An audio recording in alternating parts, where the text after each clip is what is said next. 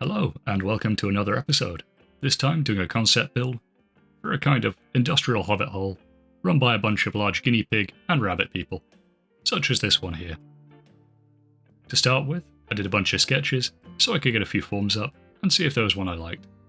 I like to do these concept pieces at the start of a new project so I can get a feel for the overall vibe of the piece and try out a few new build techniques. So after I decided on a form I liked, I got some polystyrene blocks, broke them into pieces, and using hot glue, glued them onto a foam core board. I had pre-made some sections of brick and wood, so you get the exposed areas of the brickwork from underneath the earth and the hill.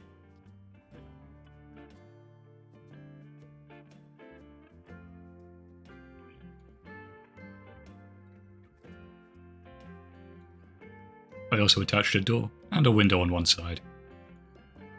At this stage, very much experimenting with how much brickwork I want to expose and whether it's a technique that works.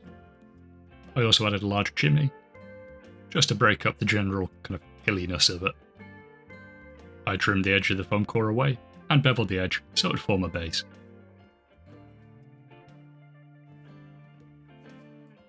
One thing I wanted to try was to get a more organic shape over the polystyrene, so I mixed together PVA and water, then added a tiny bit of plaster. Then adding some paper towel from the kitchen, using that as a sort of paper mache to layer over the large areas, and to hopefully act as a very cheap form of sculptor mold, which I can then use underneath the proper layer later.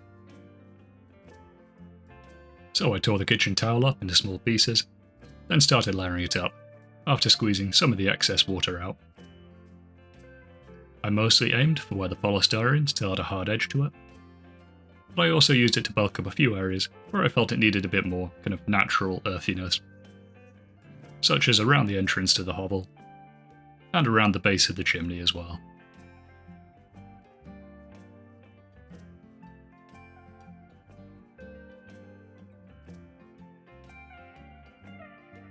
Once that had dried, which took about a day and a half, I mixed up a regular batch of sculptor mold and started layering it over the top. Now I could have just used sculptor mold for the entire step, but that would have been a lot more expensive, and sculptor mold can take a very long time to dry, especially if it's applied in any good thickness. So a nice little time and cost cutting measure there. When applying the sculptor mold, I applied it so it had a slight overhang over the top of the brickwork, so it wouldn't seem like the brickwork was extending beyond the lip of the hill.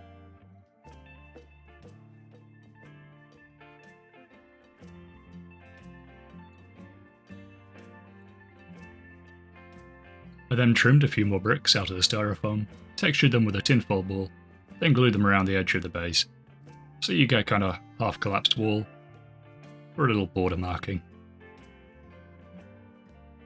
I then took watered down sculptor mold and applied it over the existing brickwork, so it would fill in the mortar between the bricks. And at this stage I probably applied it a bit too thick, because I lost a bit of the detail later. I then mixed up my usual texture paste, out of sand, cork flock, PVA, and black gesso, and applied it all over the piece in 2 batches, so I wouldn't have to play around with the entire piece being wet and drying at the same time. With the paste still drying, I took the opportunity to put a few small rocks in, a step I often forget to do. With the paste now dry, I painted the remaining sections with black gesso to act as a primer. With the priming layer dry, I took some burnt umber and applied a layer over the entire piece with a large brush. I followed this up by picking out the brickwork with white paint. And it looks a bit too bright here, but it does dull down a bit. Then taking a tan colour, I gave a light dry brush over the entire piece. And it's at this step that it really just kind of comes together and starts looking like terrain. Now this would be fine if it was an arid mudland or whatever, or some post-apocalyptic setting, which I always paint brown. But I wanted a lot of grass and greenery on this, so taking some matte Mod Podge, I stippled glue over the top of the piece, and in sections started applying static grass, using a static grass applicator. I opted for an autumnal grass, because I quite like the autumnal colour palette, and it means I can get away with putting dead leaves on it later, and having a nice orangey accent colour. As always, make sure you don't shock yourself with a static grass applicator. It's not massively painful, but the neighbours don't like it when you yell out swear words in the middle of the day.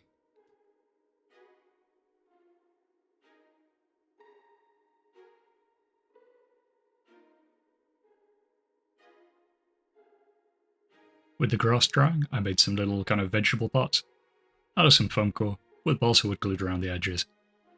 Then taking some Vallejo ground texture paste to create the bedding. I wanted to create some veg type things, so I took some of the milliput discs I make from the excess whenever I mix up a batch, and push them into one of the beds. I don't super love how it turned out, looks a bit more like they're just rocks rather than vegetables. But anyway, while that dries, I mixed up some matte Mod Podge and foam flock to create a foliage slime which I could then apply over the exposed brickwork, and add some ivy and moss around the piece. I also felt the front needed a little extra something, so I glued a rock there. Now moving on to the best step, it's time for tufts.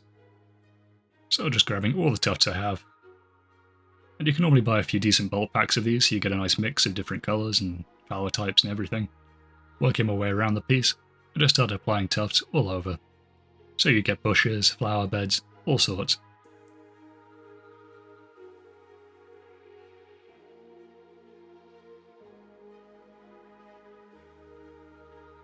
Then now that the rock had had a chance to dry, I blended it into the rest of the piece by using the same painting steps.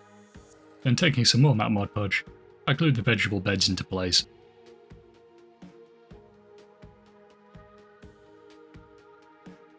There was a gap between them and the floor, so taking some more of the Vallejo texture paste, I filled the gap in and blended it into the dirt texture around it, before blending that in with paint as well.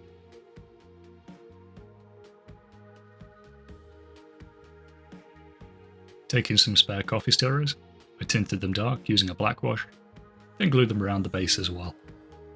So you'd have a nice supply of spare wood for repairing or making fences.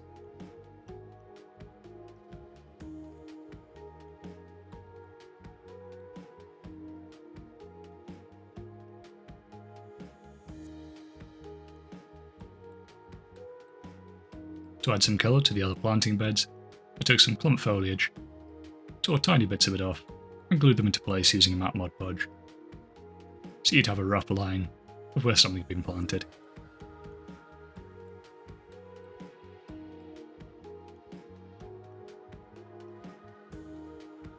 Adding some green paint to the front of the brickwork added a bit of colour, and some more kind of vegetative build-up as well. This was a darker green than I would have liked, so I may go over this later with a lighter green, just to kind of bring it up a bit.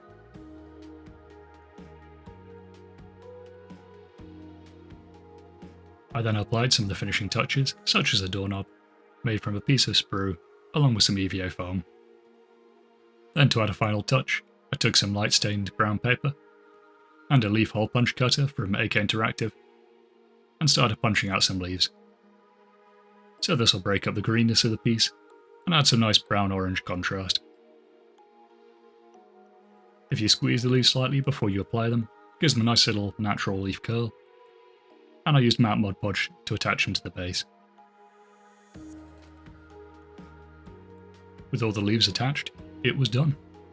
So that's a concept piece, kind of industrial type hobbit hole. And there's a few elements I like and will be taking forward, and a few elements I'll probably not be taking forward. I think the kind of prefabricated stonework works quite well, makes it look a bit more natural than if I tried to do that all in one with the earth texture. But anyway, thanks for watching, hope to catch you next time.